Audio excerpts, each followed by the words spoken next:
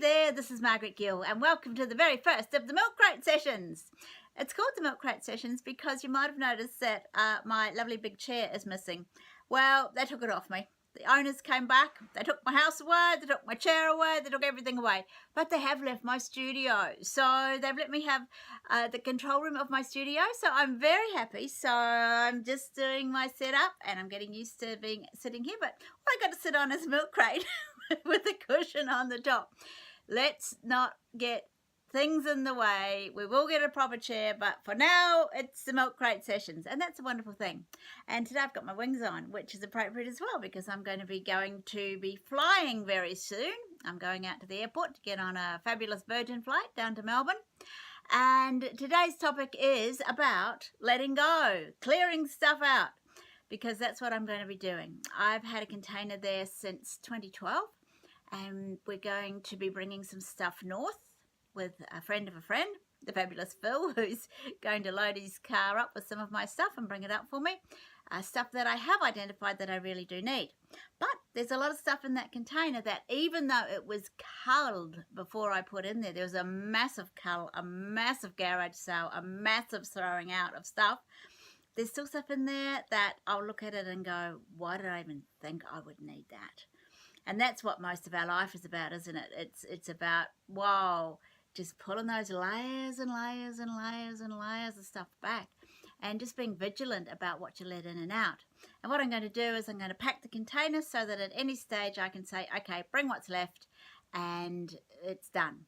And the reason I'm not chucking everything is because there are some family things in there. Beautiful, it's a Scotch chest that Mum had done for me, and we think it belonged to one of my granddad's brothers. We're not entirely certain of its origins, but we do know it's Gill.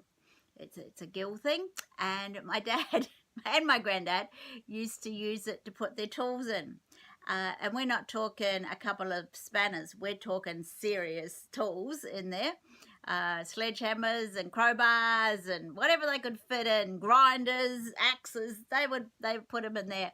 And it got a bit dilapidated, and Mum very gracefully got it redone for me, because I always said, if anybody is going to do anything with that Scotch chest, let me know first, because I want it.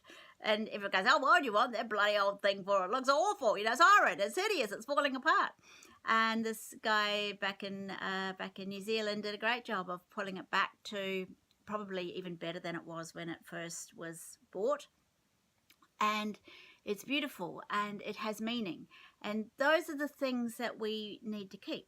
We need to keep those things with us because they're special. They carry an energy that is special to us. They mean something. But there's stuff in there that I thought I would need, haven't needed, or I've replaced. There's a couple of desks in there. Anybody want to buy a desk? Anybody want to buy a desk? You want to buy a desk? I got a desk. And it's just crazy what we keep sometimes.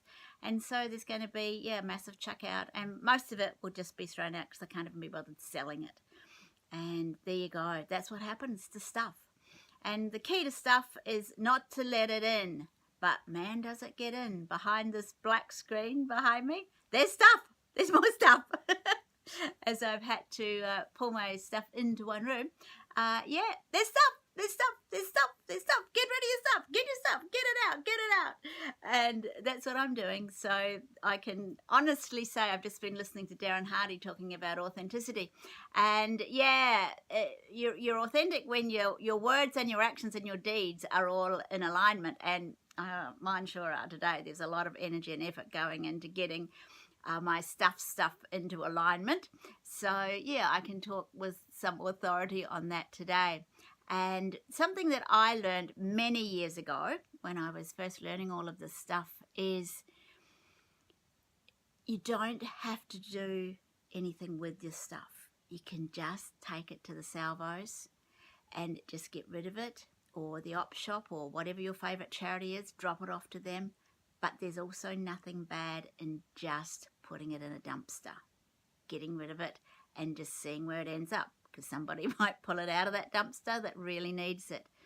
Whatever you've got, just let it go in the best and easiest way that you can. So I'm looking forward next week to be able to come back. Now I've got my lights set up and I've got my backdrop all done and all of that stuff. It's very exciting. Actually, it's very exciting for me because this backdrop stuff, I'll be absolutely honest with you, when I first got it, I was so sick and my mind was so in such a state and such a tangle. I couldn't even figure out how to put the stands together for the backdrop. And since being on the methylated B12, I looked at them again a week or so back and I went, oh, will I have another go, or will I just buy some more that I could have some hope of putting together? And I went, no, Margaret, have a go. Look, I did it like that. Snap. It was done. Just click, bum, done. And you're like, wow, I was in such a bad state just because I was undermethylating. My B12 scores were so low that the doctor wondered how I was even functioning. Well, I've been functioning like that for probably 10 years and getting kicked in the head by people that said, just get over it, Margaret. Just start thinking happy thoughts. Just do that. I had no hope of doing all of those things because my body just wasn't functioning in a way that could do it. And it's amazing when you get well how you can do things that were relatively simple, but you just couldn't do, and suddenly you can just do them because your body's functioning well. So that's another clean out that I've done, is to figure out what was really, really wrong. Took years, at least 4 doctors, a lot of health and wellbeing practitioners had a go at it. We finally probably nailed the most of it now. It's now fine tuning. So get your stuff sorted, figure it out. Don't give up. Keep going.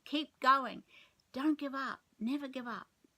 Okay, I'm off because I've got a flight to catch. Bye now. See ya. See you for Milk Crate Sessions on another day. Bye.